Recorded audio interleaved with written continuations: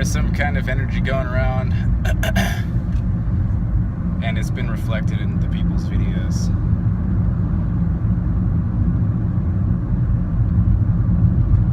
It's an up and a down. I mean, the main the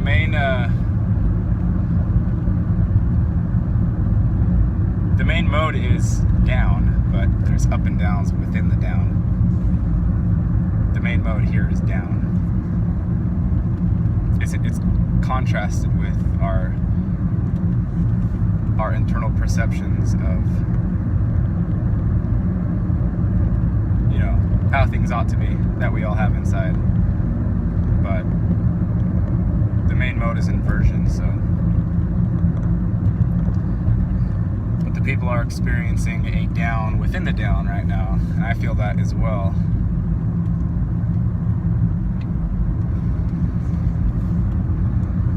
This one is just going to be titled Magic.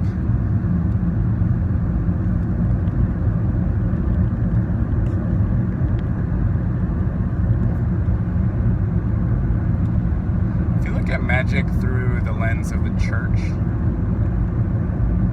which is the government, the church is the government.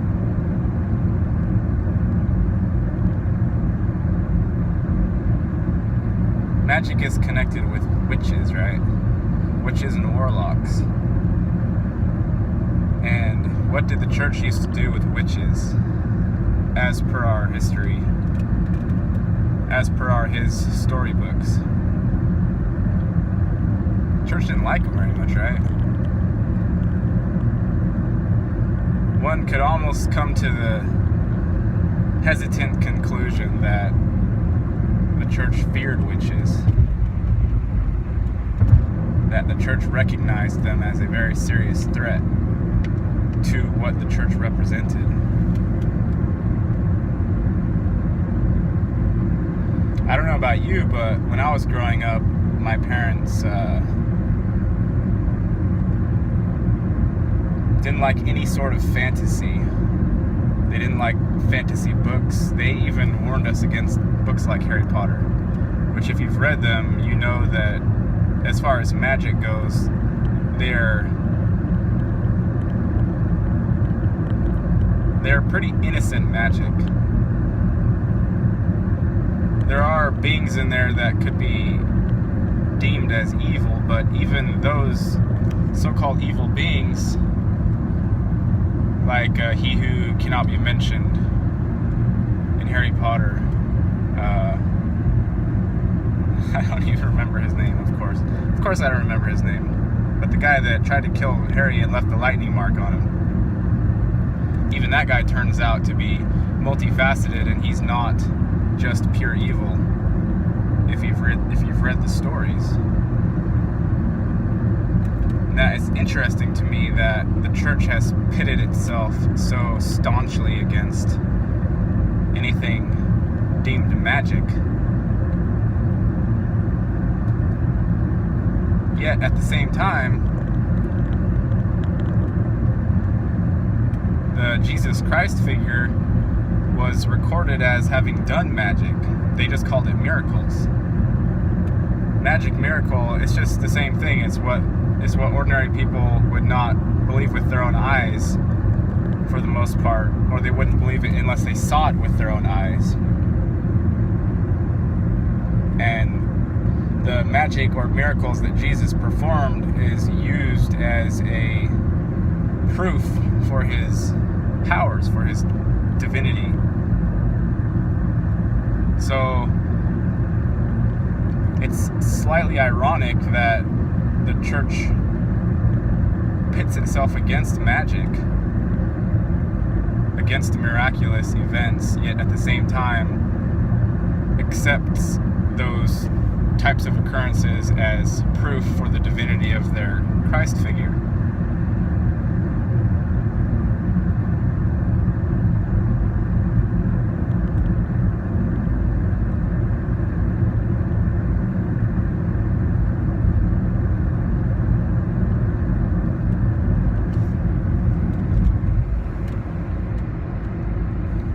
The realm is pretty dead. there's not a lot of debating that from my eyes. It's pretty dead. It's pretty automatic. It's pretty robotic. The whole realm. For the most part, the people are robotic.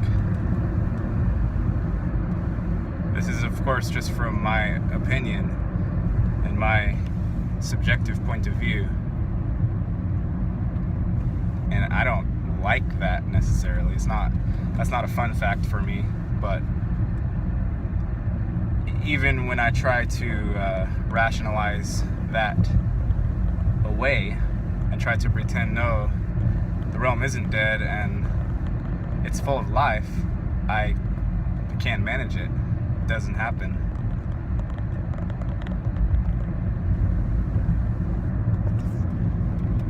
Because you know the feeling that you get when you read stories.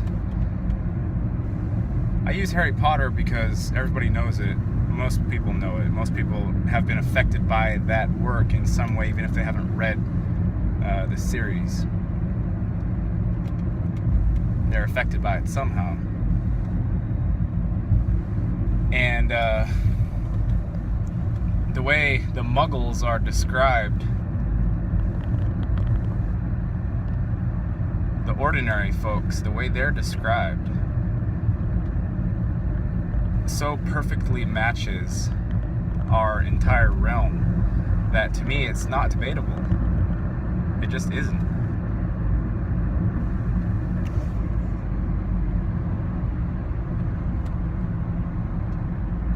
And I'm also not saying that this realm is not connected in some way to the miraculous or to the magic or to the divine spark.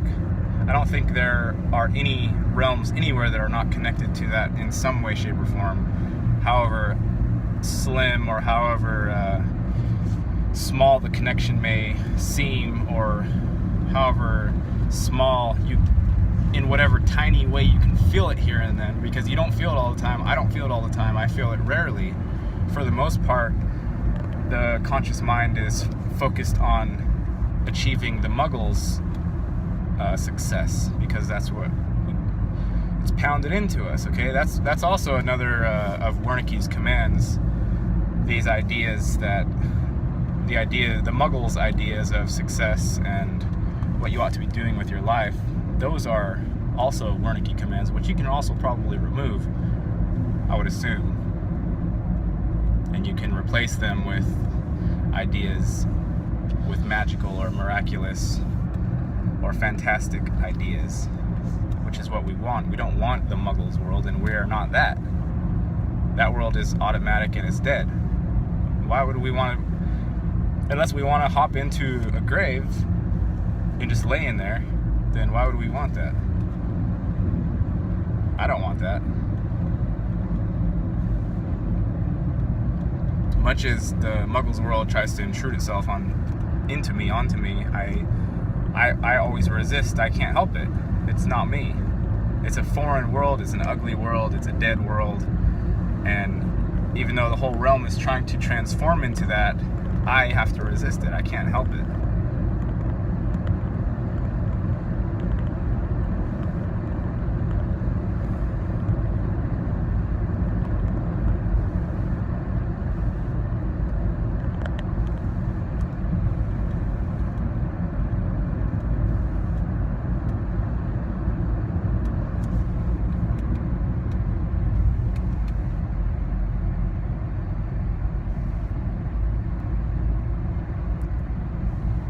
And you know, it's probably as simple as finding people who have strong magic in them, finding people who have strong life force manifesting ability, people that seem to attract supernatural things to them.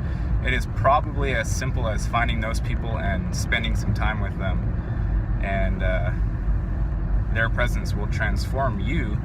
Any parts of you that are dead or that are attempting to be Muggle, those people will be able to sense that and help you with it. I have a girl that recently subscribed to me. Forgot her name, but she's got magic going on. And I can see that just from a little bit of the posts that she has, and it's just what it is. And I can reach out to her and ask her a little bit about her experience, and it will transfer some of that into me. That's all. I'm pretty sure it's as simple as that.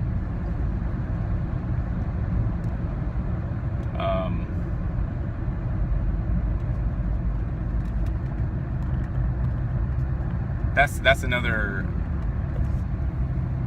thing to watch out for when you're complaining about your life or you're complaining about your circumstances, is that the very act of complaining about them is a self-reinforcing action. Something I heard a while back was a mind trick that is used all the time in the realm, and that mind trick is as simple as the idea that either being for an issue or against an issue is somehow relevant in the exposure of that particular issue to you. And what I mean by that is, if you consider every issue as one side of a duality, okay, it's a piece, it's a half of the yin-yang circle in that particular duality. Once you kind of realize that, then you know that if somebody exposes you to one half, it doesn't matter whether it's the pro half or the con half, all that matters is that they're exposing you to that particular duality segment that you may not have paid much attention to before. And if you consider that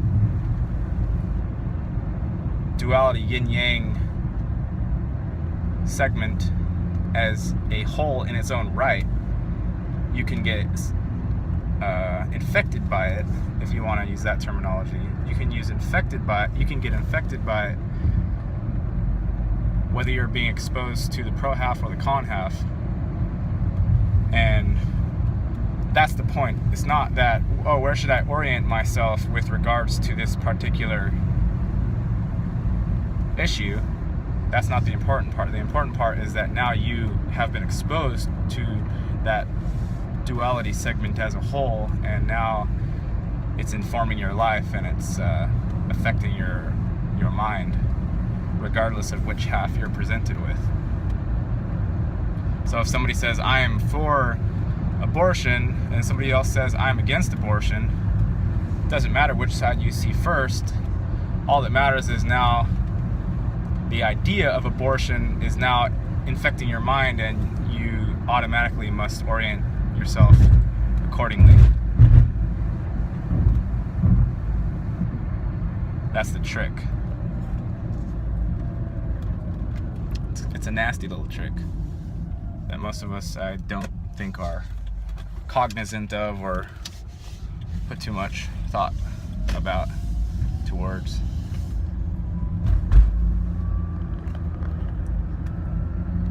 The yes or no aspect of that duality segment, those are both irrelevant. What's relevant is the fact that you were exposed to it in the first place. But back to the topic of magic. That's what we want. We want the magic. We want, those of us who are alive, those of us who are aware, we need miraculous. We need the spiritual. We need that which gets our heart pumping, that which makes our eyes light up, the mysterious. We need that which can't be, it's the Tao, can't, if you can talk about it, it's not the Tao. That's what we need. We need that, and we need that informing our lives on a daily basis and guiding us on a daily basis. See, because the world is attempting to become cold hard logic only. And that's what the AI parasite deal is about, is the attempt to have everything rationally defined and every single living being's orientation and movement within the realm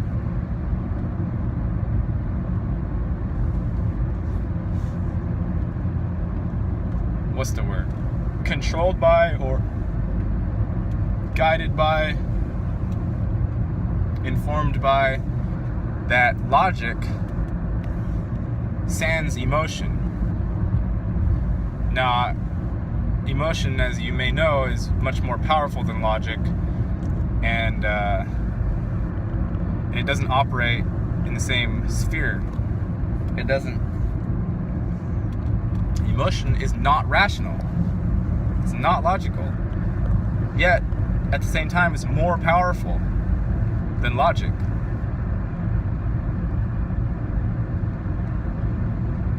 And it's hard to understand this because guess what you're trying to understand it with? You're trying to understand it with logic. Understand, overstand. Everybody's trying to coin new words about this thing, but same concept. Mentally comprehend would be maybe a more apt description of what we're trying to do with ideas. But the realm is trying to logic orient every single action.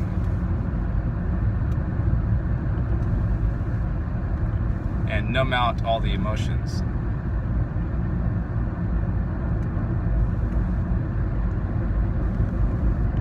Numb out, and at the same time retain control over when emotions are released and not have them be organically released as they should be.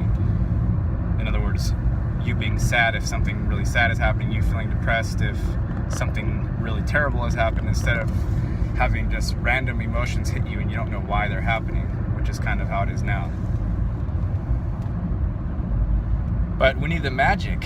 We need that miraculous element of life to assert itself again, because in this realm, that part is what has been war has been waged against that. War has been waged against that which can't be described. That's what the spiritual battle is about. It wants to box up everything and have everything labeled, everything, every mental construct, every physical object in the realm, every thought formation, everything. This Wetiko, I mean, it's the same thing, wants to know, head knowledge, every single everything. And if you've watched my other video about the idea that there's a being somewhere that knows everything, okay, head knowledge, you know that my position on that is that knowledge is death. That kind of knowledge is death. Once everything is known, then every single movement is a repetition of the known, and it's therefore redundant, and therefore it's dead. And that's what is being pushed for in this realm, and that's what basically we are resisting against, because we don't particularly prefer to be dead. We would prefer to be alive and miraculous and full of love and adventure and curiosity, not pollution, not endless economic growth, unsustainable, not destroying of the environment, not unethical treatment of animals in slaughterhouses, not unethical treatment of humans getting paid minimum wage while other ones are getting massively rich, and neither side is happy as a result of that. That's what we don't want. That's what we're fighting against. We're fighting for the life. And the magical element is a big part of that. So really, we need to all rediscover our witches and warlock roots. We need to talk to the people that have magic going on in their lives. So, if anybody made it this far, any of my normal subscribers, I would like to hear stories from you about the magical or the miraculous in your own experience, as contrasted with the logical or the rational or the mind understandings of what life is. So, give me some magic. Take care, bye. Take care, bye. Take care, guys. Take care, girls, and I'll see you later.